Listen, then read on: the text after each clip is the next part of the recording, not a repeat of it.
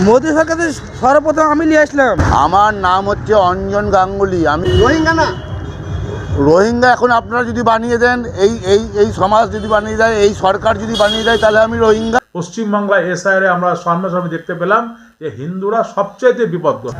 আমাদের এই সংসদে একজন মুসলিমেরও বাদ যায়নি এখন অবধি, যা বাদ গেছে হয়তো কোনো দিকে হিন্দুদের বাদ। এই মুহূর্তে সবচাইতে বড় খবর, এসআইআর করে বাংলাদেশি মুসলিম রোহিঙ্গা মোল্লাদেরকে তাড়াতে গিয়ে বিজেপি হয়রানি করে ছাড়ছেন হিন্দুদের। চৌধুরী, চ্যাটার্জি, চক্রবর্তী, দাস, মণ্ডল এরা মোল্লা না রোহিঙ্গা না অন্যান্য দলকে ভোট দেয় বলে এই স্থানীয় হিন্দুদেরকে 2002 ভোটার লিস্ট থেকে তাদের নাম বাদ দেওয়া হয়েছে। লোকসভা ভোটের আগে কেন এসআইআর করা হয়নি, এর জবাব খুঁজে পাওয়া যাচ্ছে না। আপনারা দেখুন এবং শুনুন, এরা হিন্দু না রোহিঙ্গা কি বলছেন। লালবাগ থেকে ক্যামেরায় পিন্টুর সঙ্গে খান ওরফে বাপি, রিপোর্ট MTVN16। মোদি সরকারের সর্বপ্রথম আমি নিয়ে আসলাম। এই তো ভোটার কার্ড। আর আপনাকে তাড়াচ্ছে তাই না?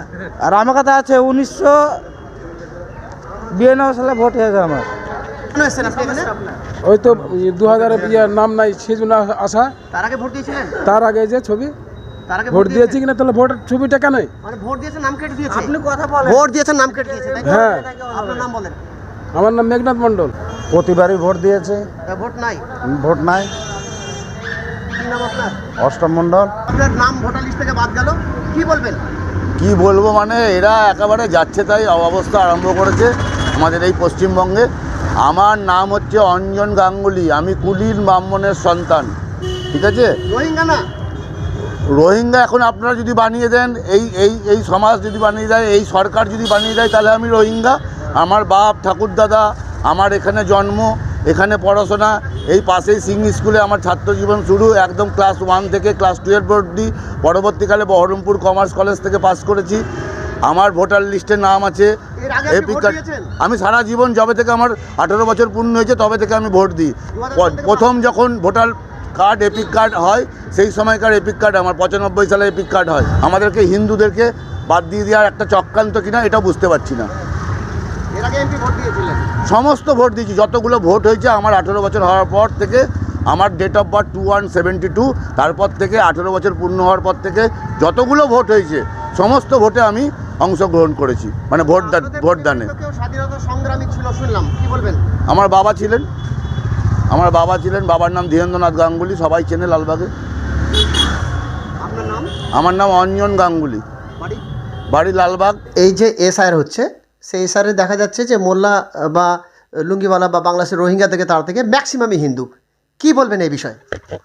দেখুন, আমরা যেটা দেখতে পাচ্ছি, আমি হিন্দু সম্প্রদায়ের একজন মানুষ হিসেবে বলছি যে বিজেপি সরকার এবং তাদের যে এসআইআর হচ্ছে তাতে মুসলিমরা কোনো বিপদগ্রস্ত নয়, বিপদগ্রস্ত হচ্ছে হিন্দু সম্প্রদায়।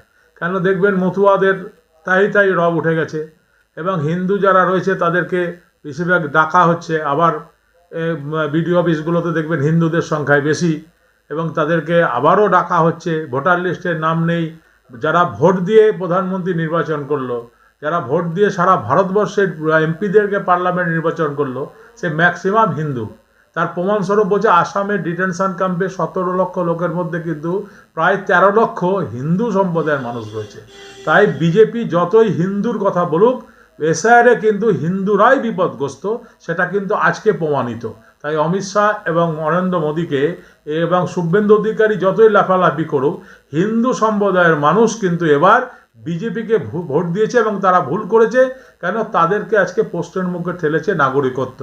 তাই হিন্দুকে বিপদ থেকে মুক্ত করতে গেলে বিজেপিকে সারা ভারতবর্ষে সরাতে হবে এবং বাংলা থেকেও সরাতে হবে। মানুষ এখন বুঝতে শিখেছে যে বিজেপি ভাউতাবাজি এবং সারা ভারতবর্ষের যে অর্থনৈতিক অবস্থা, সেই অর্থনৈতিক অবস্থা, বেকারত্ব, সারা ভারতবর্ষে শুধু সাম্প্রদায়িকতা জিগির, এটা হচ্ছে বিজেপির দ্বারা সৃষ্ট।